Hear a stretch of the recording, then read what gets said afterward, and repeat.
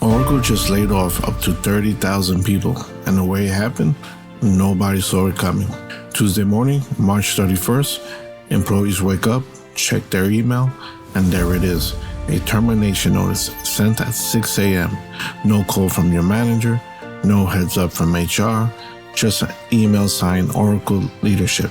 Generic, cold, and done. And by the time you finish reading it, your system's access was already gone. We're talking roughly 18% of Oracle's entire global workforce. India got hit the hardest, around 12,000 roles just wiped out.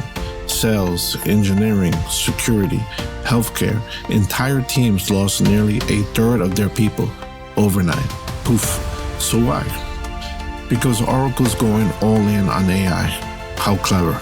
We're talking hundreds of billions into data centers, GPU orders, a massive partnership with OpenAI, and that costs money, a lot of money.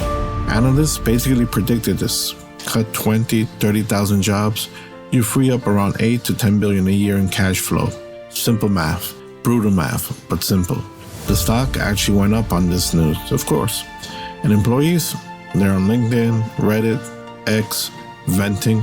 Some pointed out the irony. Oracle's own AI tools helped make this decision. The company used AI to figure out who is no longer needed. Crazy.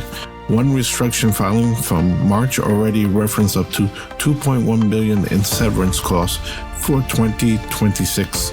This was planned. They just didn't tell anyone.